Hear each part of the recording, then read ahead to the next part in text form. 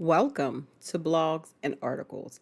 In this series, we look at blog posts, articles online, and news stories about love, marriage, dating, and relationships. I'll provide some coaching questions for exploration, as I would for a client who is in this situation. Then finally, I'll provide my commentary at the end of just me being myself, unfiltered and unadulterated. Hi, I'm Janelle, the relationship coach behind The Successful Invisible. I help professional Black women who are 35 plus date and partner with more self awareness and intentionality. Check out the links in the description box below to sign up for my next 5-day self awareness and dating challenge. Remember to like, comment, share, and subscribe.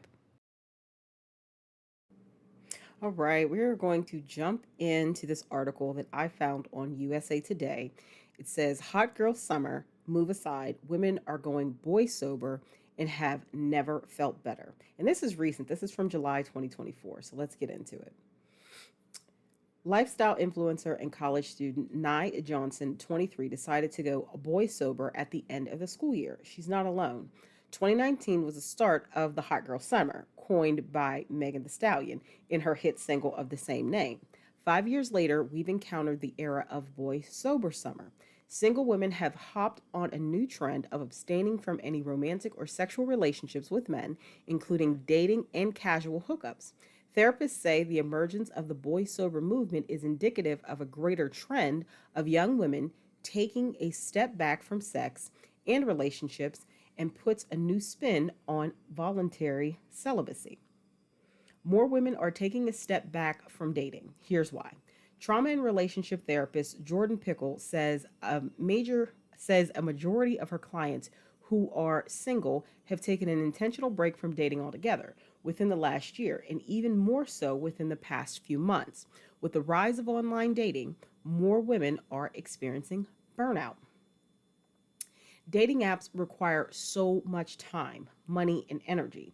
And then people get unsatisfying and sometimes even harmful experiences in return, she says. Many of her female clients express laboring over curating their dating profiles only to receive minimal energy in return from the men they want to date. Shadeen Francis, marriage and family psychotherapist and board certified sex therapist, sees boy sober as the counter to boy crazy, a narrative that often paints women as desperate or obsessed with male validation. Francis says that for young women in their early to mid 20s, the parts that are fun about dating have little to do with their potential partner. With online dating in particular, people can idealize a person without actually knowing anything about them. Young women love fantasizing and daydreaming about the maybes and possibilities, and often find that actually, talking to the person ruins it, she says. They love coming back and talking with their friends about their experiences, but the actual interactions that they're having in these romantic or sexual settings are often disappointing or confusing or overwhelming, or sometimes they're finding themselves in unsafe contexts. What what is it what is it like to go boy sober? Johnson and her best friend used to joke that they were never single at the same time. As soon as her friend became more serious with her partner, Johnson realized she was in a place where she wanted to be the exact opposite of that. I'm such a lover girl. It's not that I'm always looking for relationships, but I don't mind dating and just experiencing people, she says. I wouldn't say that I got a lot of pushback from my friends, and if I did, it was more so them not thinking that I would be able to do it. But 3 months in, she's found it easier than expected, even calling it fun. Before going boy sober, Johnson had gotten out of a 2-year relationship and another serious relationship that followed. While dating, she was always the friend who was with her boyfriend and felt her female friendships would suffer. Uh, I was just so engulfed in my boyfriend, she says, adding that he would tag along on her hangouts with friends. It can be a little bit aggravating to have friends like that, and I don't want to be that friend. I wanted to be a good friend and not just a friend who was focused on her relationships. She also found herself in unsatisfying relationships. Since going boy sober, she learned how to set boundaries for herself and decentralize men and dating in her life. I'm so comfortable with not talking to guys, being in a relationship, looking for a relationship, or seeking male validation, she says. What makes this different from voluntary celibacy? For Johnston, going boy sober was a fun spin on celibacy, as it entails all the same things as celibacy, but just in an exciting way. Francis says the language we use actually goes way deeper and reflects a communal aspect that makes boy sobriety so appealing to young women. While celibacy centers on abstinence, sober is about clear-headedness. The language is a lot about reclaiming that energy for yourself, she says. You still get to be a sexual or sensual being even if you're no longer in pursuit or trying even if you're no longer in pursuit of or trying to get the attention of partners. Boy Sober also moves away from the historical context of celibacy, which Francis says has often been about purity, external forces, improving or earning something. Changing what it feels like to be single. Women are redefining what it means to be single, Pickle says. Being single is not something shameful. It doesn't signal any kind of lack, but it is an empowered choice, she says. By going boy sober, women are actively decentering men in their lives and rather than trying to please men, taking a step back.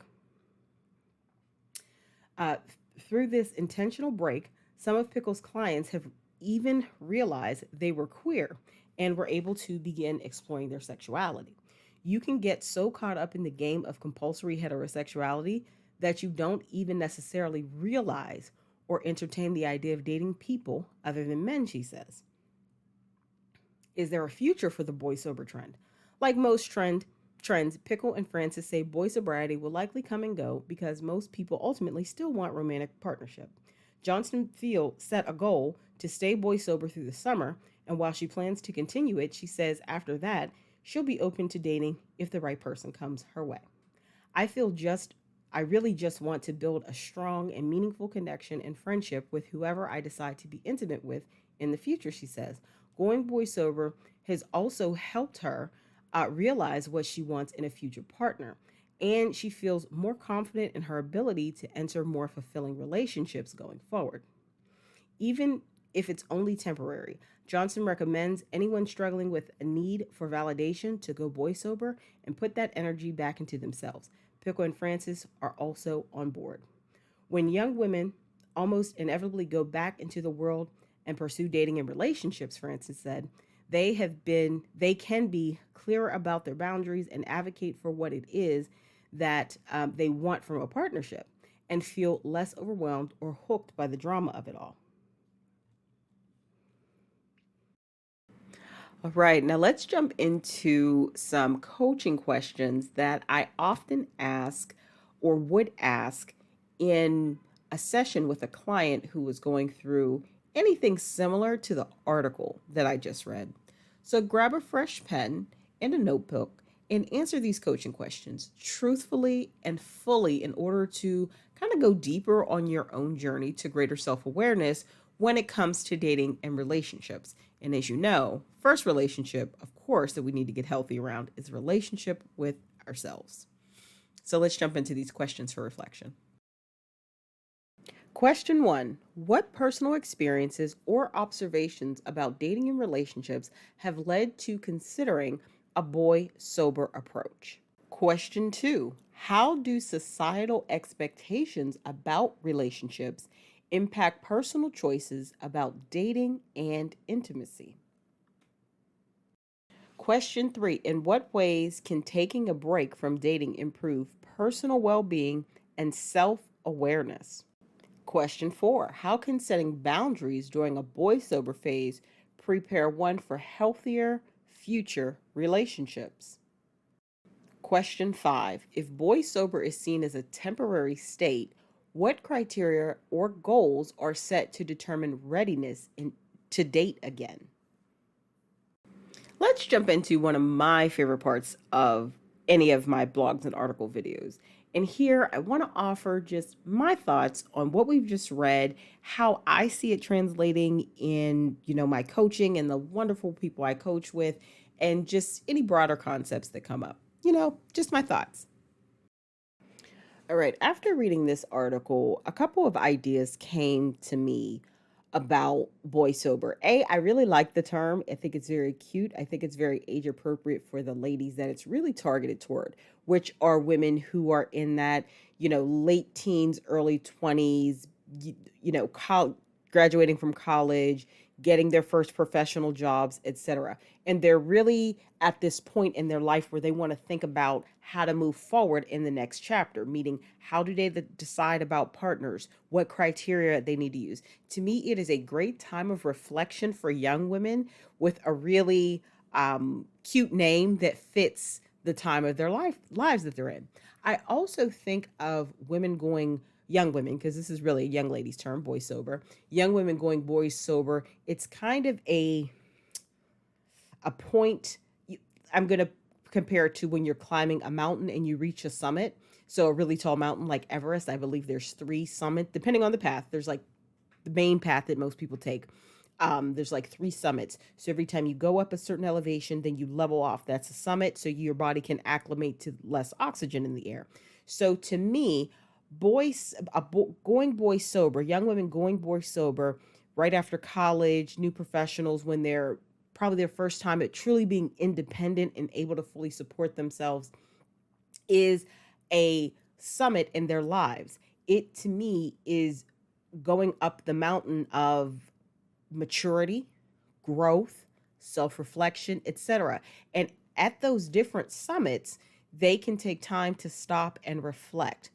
I also see this as maybe the first point or maybe fork in the road for some women. Everyone's is a little different to potentially fully embracing the 4B movement, which are the ladies who have just decided they don't want to have any interactions with men in a social, sexual, reasoning. They don't date them, they don't sleep with them, they don't marry them, and they don't have children by them.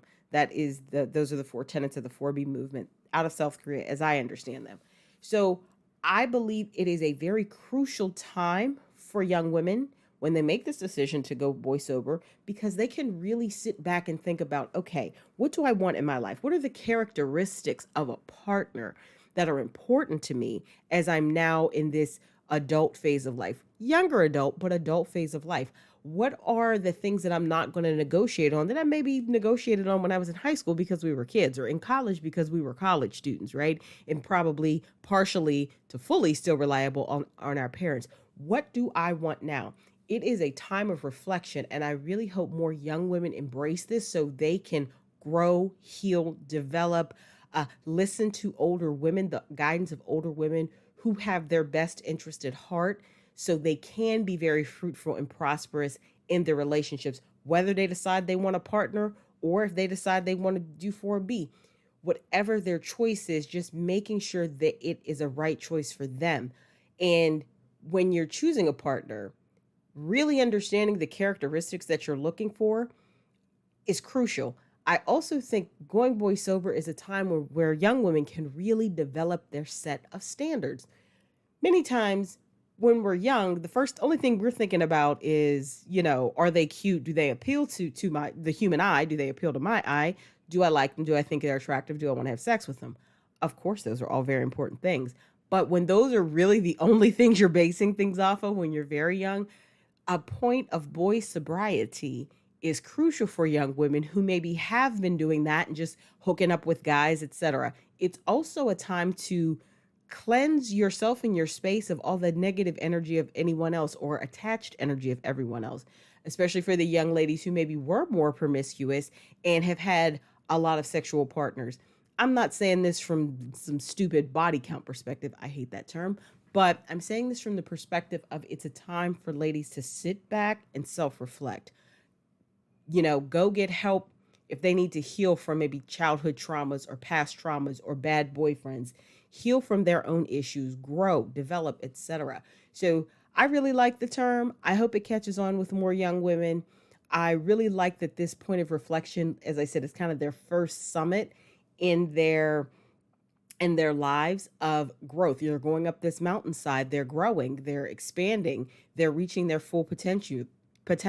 They're on their own, path. And I think this is the first summit to do those things with. And I really hope more young women embrace this and they have friends who support them, family who supports them, and all of this rush to get married young and have kids young fades into the background. Those things start to fade out because a lot of young women are making choices without fully understanding what they want, who they want, etc.